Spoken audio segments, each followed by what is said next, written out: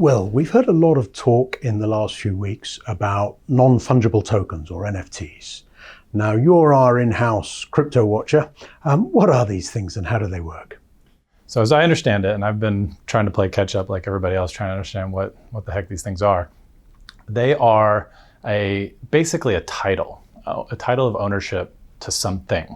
Okay, and the recent ones are digital pieces of art or digital music or whatnot, but I think it could be a title to anything. It is stored on the blockchain. It can be programmed as part of a smart contract, so it can have some cool features to it. But at the end of the day, it's pointing you at some asset and saying this person or this private key owns this claim on that asset. Now, what's a little bit weird about the current batch of NFTs is that it's actually quite difficult to understand exactly what ownership rights are obtained through purchases of these NFTs in the current form. So if I own an NFT, does that give me the right of ownership over a physical asset or even a virtual asset that I can then sell to someone else? So you can sell the NFT. Now what's interesting is for a lot of these, you do not have copyright. You don't get the copyright, which is similar to art. I mean, if you buy a painting, you don't necessarily get the right to go out and make copies of that painting and sell those. You own the actual physical painting and that's it. With the NFT, you own the NFT. You don't have the right to go out and start making copies of it or use it for other things. That is left typically with the artist, as I understand it. Now, what's kind of strange about some of these NFTs is, like, for example, the NBA Top Shots cards. When you buy the NFT, you buy an NFT that points toward a video that rests on or is hosted on the NBA Top Shots website, as I understand it. And anybody can go look at this thing. So you can also go look at these videos on YouTube, but you can actually look at the one that somebody has spent hundreds of thousands of dollars on the NBA Top Shots website. And that's a little strange because you can do it for free while somebody else spent a whole bunch of money to be able to own the right to do the exact same thing that you're doing. So where does the value of an NFT lie? I mean, do we know whether there is a secondary market for these things if they confer no real ownership rights? Well, right now there certainly is a secondary market, and things are getting bid up in one transaction after another. So, if it is a bubble, it hasn't popped yet. It's still going up. Now, I would say that there's two types of speculation. The good type of speculation is where you have a vision of some good that is going to have utility to someone down the road, and the market is currently underappreciating how much value is there in that good. And so you buy low, you sell it later. There's another type of speculation where you have no vision of how this is actually going to make somebody's life better or provide enjoyment or satisfaction to someone down the road.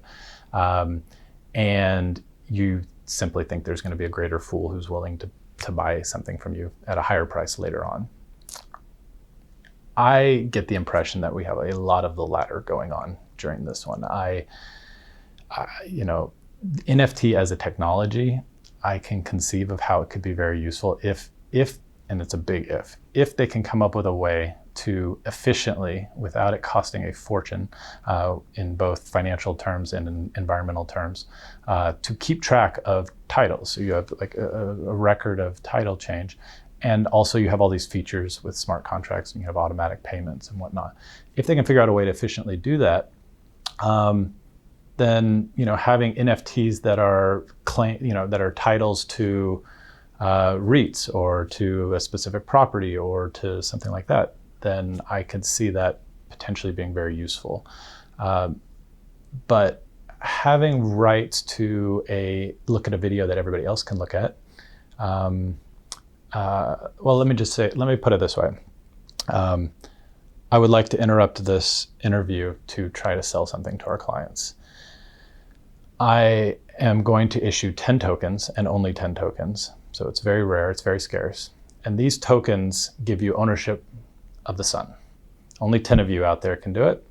And then you can bask in the sun. You can have sunlight for your plants. We all depend so much on sun. You can look at the sunset, do all these things, and you and only 9 other people will ever own the sun. Now here's the fine print. Everybody else can also look at the sun, can also grow plants. It's completely non-excludable, non-rivalrous. That's what we call in economics a free good. So how much do you want to pay for it? And it sounds silly, but a lot of the NFTs that are being sold right now really feel like ownership tickets to the sun, ownership rights for the sun. And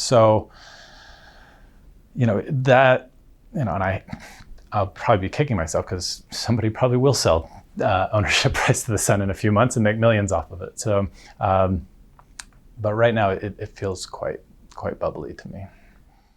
That's an interesting analogy because, of course, people do sell registrations for stars, and you can have your name attached to a star in someone's register, whether astronomers paid any attention or not. Right. But in a nutshell, what it seems you're saying is that we have a very clever technology in search of an application. Yes. And I'd say the clever technology is also still very much in development. I've been quite hard on both Bitcoin, or mostly on Bitcoin, and focused my attention there. Ethereum is, the runner-up, and it's actually, I actually find Ethereum more interesting than Bitcoin for a couple of reasons. One is it's actually being used to do stuff.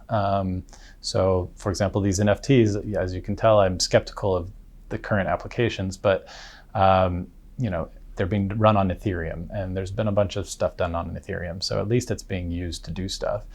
The other thing is that the Ethereum developers are now doing a major overhaul of the system to try and make it much more efficient and less energy consuming.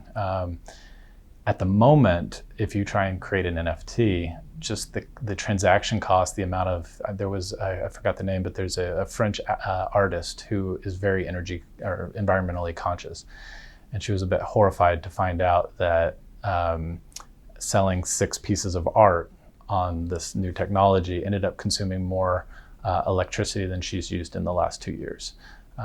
So if they can figure out a way to make it more efficient, then yes, it's a cool new tech looking for an application. If it continues to be as costly as it is, then it may never amount to much.